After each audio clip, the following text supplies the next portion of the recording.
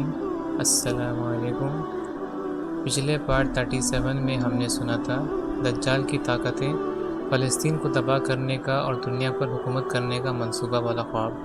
اب آگے محمد قاسم نے یہ خواب 20 جون 2017 کو دیکھا تھا، اور وہ بیان کرتے ہیں کہ میں دیکھتا ہوں کہ اس خواب میں ایک بہت بڑا محل ہے اور اس میں اس ملک کے سربراہ کی طرف سے پروگرام کا انتظام کیا گیا ہے۔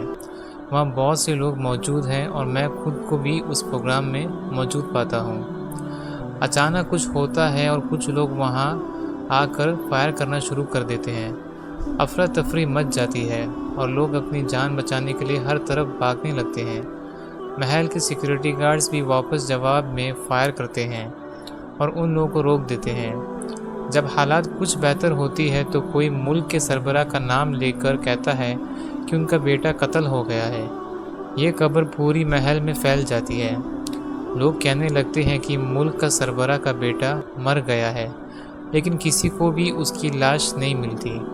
جب ملک کے سربراہ کو اس کی خبر ملتی ہے تو وہ غصے میں آ جاتے ہیں اور اپنی بیٹی کی موت کا بدلہ لینے اور مجرموں کو سزا دینے کا ارادہ کرتے ہیں۔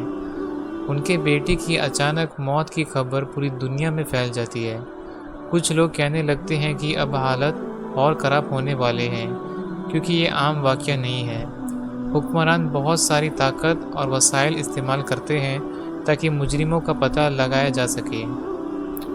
بہت سے آپریشن کیے جاتے ہیں اور جہاں تھوڑا سا بھی شک ہوتا ہے وہاں کی جگہ کو فوج تباہ کر دیتی ہے۔ حالات اور خراب ہوتے جاتے ہیں اور افراتفری بڑھتی جاتی ہے۔ اس واقعے کے اثرات بہت سے ملکوں تک پہنچتے ہیں، حتیٰ کہ پاکستان بھی اس سے متاثر ہوتے ہیں۔ یہ سب دیکھ کر میں نے خود سے کہا کہ یہ بہت خراب صورتحال ہے۔ اگر ایسے ہی چلتا رہا تو سب کچھ کنٹرول سے باہر ہو جائے گا۔ حالات کو بہتر سمجھنے کے لیے میں بھی کسی جگہ نکل پڑتا ہوں۔ جب میں وہاں پہنچتا ہوں تو مجھے ایک مینار جیسی عمارت نظر آتی ہے جس میں کچھ لوگ ہیں۔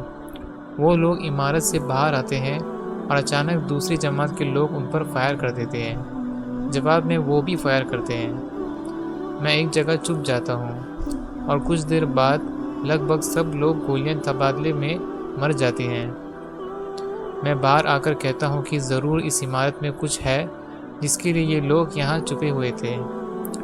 ایک زخمی آدمی مجھے کہتا ہے اس عمارت کے اندر ایک آدمی ہے، جاؤ اس کی مدد کرو کیونکہ کچھ لوگ اسے مارنا چاہتے ہیں۔ میں عمارت کے اندر جاتا ہوں اور کچھ دیر چلنے کے بعد اوپر والے منزل پر ایک زخمی آدمی کو لیٹے ہوئے پاتا ہوں۔ جب میں اس کے پاس جاتا ہوں تو میری حیرانی کی حد نہیں رہتی۔ یہ تو وہی ملک کا سربراہ کا بیٹا ہے اور وہ زندہ ہے۔ میں خود سے کہتا ہوں کہ لوگ کہہ رہے تھے کہ وہ مر گیا ہے، لیکن وہ تو زندہ ہے۔ لیکن اب شاید دیر ہو گئی ہے۔ میں اس سے کہتا ہوں لوگ سمجھ رہے ہیں کہ تم مر گئے ہو، لیکن تم تو زندہ ہو۔ وہ کہتا ہے کچھ لوگ مجھے اٹھا کر لے گئے تھے، لیکن کچھ دوسرے لوگوں نے مجھے ڈھونڈ لیا، میری جان بچائی اور یہاں سے لے آئے۔ تب سے میں یہاں چھپ رہا ہوں۔ میں خود سے کہتا ہوں اسے یہ معلوم نہیں کہ جن لوگوں نے اس کی جان بچائی تھی اور اسے یہاں لائے تھے وہ خود اب مر چکے ہیں۔